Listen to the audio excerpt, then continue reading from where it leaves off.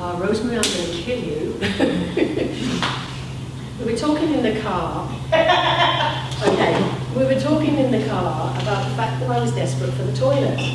And I said, if I don't go to the toilet, I will have a puddle. And she said, you can always blame the dog from Spirit. And I said, you probably now jinxed me, because I'm going to have a dog from Spirit that would have had a problem with its bladder. Where am I? Who had a problem? Who had a... Okay, there you go. I told you it would be connected, didn't I? I said, she's just jinxed me and it will be there. I actually want to say I'm not a big dog.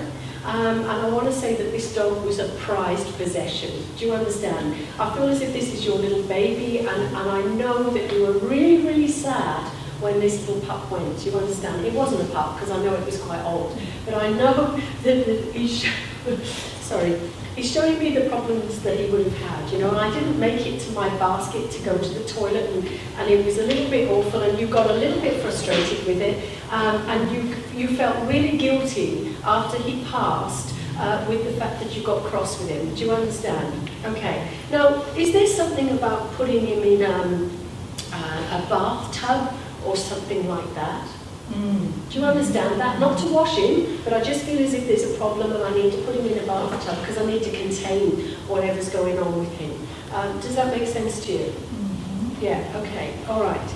Now, do you also understand, you've got the most beautiful flower in your hair, it looks like a rose to me, but I'm being given the name of Rose.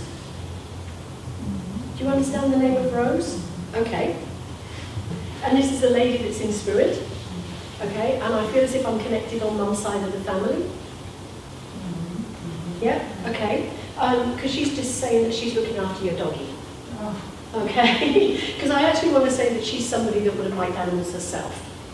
All right, and you've often wondered about where the little doggy's going to go and who's going to look after him and is he going to be all right and all those sorts of questions. Do you understand?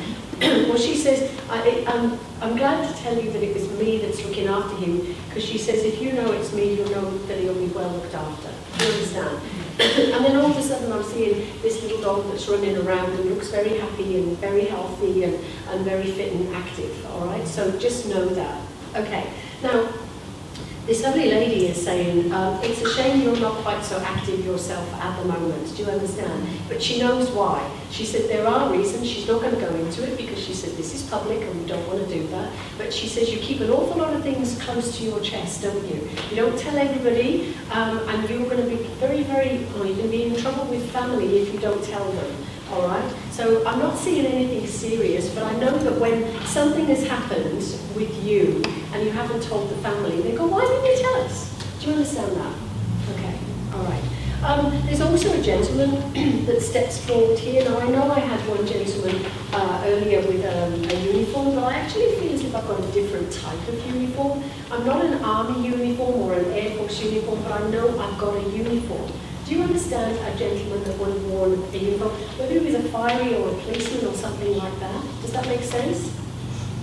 Possibly Salvation Army. Oh, there we are, another one. Can I go with that one?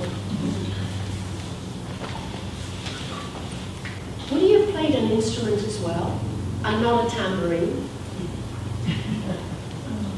Because I'm seeing a big brass instrument here.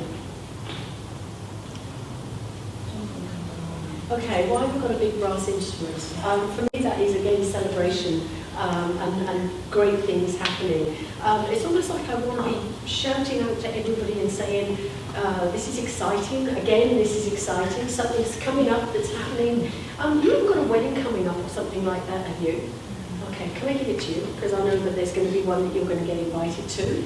And it's almost like I want to bring out all the brass bells and go, duh, duh, duh, you know, that sort of thing. Okay, but there's a big euphonium that they're showing me for some reason or other, and I don't know why. Okay, you like to listen to music, but you don't play the music. Do you understand? Okay, but you're not listening to it loud enough, I'm being told.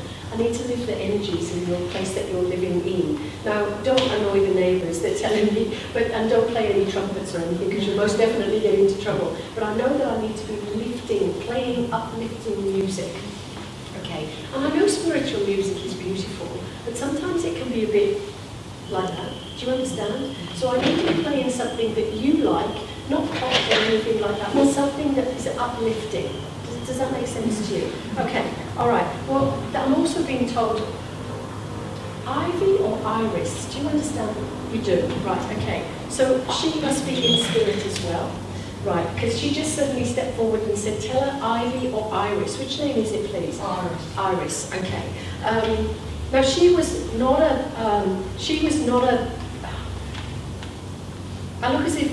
she looks as if to me, if you blew, you'd blow her over. You understand? Because I feel very frail with her. And are you finding lots of feathers at the moment? Yeah. Okay, can you collect them? Because she says, blow me over with a feather. But I know that's the phrase that she's giving me. But I know that she's saying that she's around you. I use feathers if I want spirit to prove to me that they're around. I say I want 6 feathers. Before I walk off this beach, I want 6 feathers. I get them every single time. And this lady wants to connect to you. She's quite demure, she's quite dainty, she's quite gentle.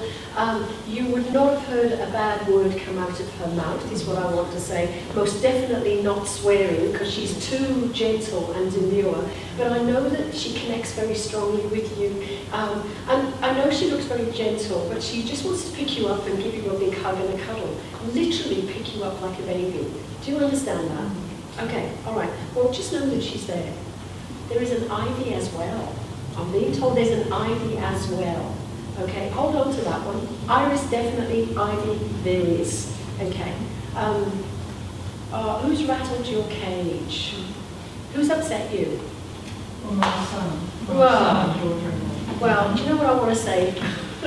Okay, she's just saying, and this is Iris, stick them in a cage and just walk around, okay? Don't get rattled by other people. You're extremely sensitive, and I actually want to say that she's very upset by what's happened, because she said you didn't deserve the words that came at you. Do you understand? It's almost like I'm looking at the words and they're like knives. Okay, so put them in a cage, walk away, and just get on with your own life. Okay, and the little doggies at your feet. Oh. Okay? Okay, I'm going to